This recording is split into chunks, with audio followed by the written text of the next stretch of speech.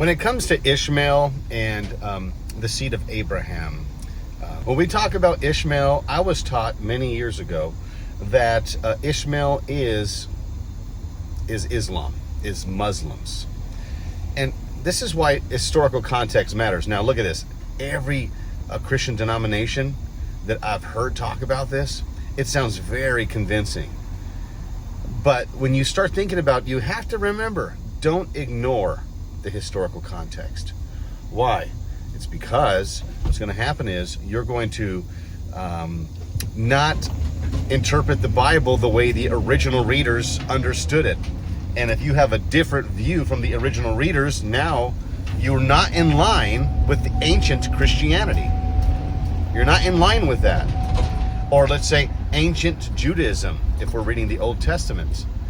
And so that's the key thing. Our beliefs have to be the same as the apostles. They have to be the same as New Testament Christians when we're talking about understanding the New Testament text. We cannot assume some theology or view of a passage that the original audience never understood that way. We don't have a better understanding of Christianity than the first ancient Christians that were sitting next to the apostles. No, we do not. That's why it's so important to understand historical context.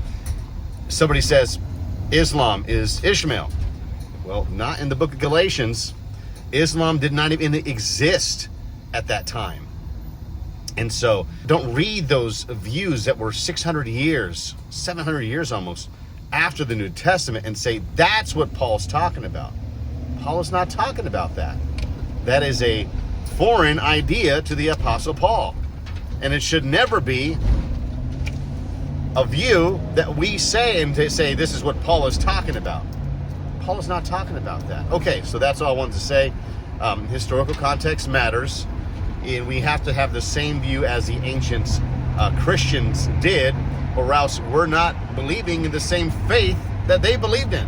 When the Bible says contend for the faith, there's a specific faith they had that we should align ourselves to. All right?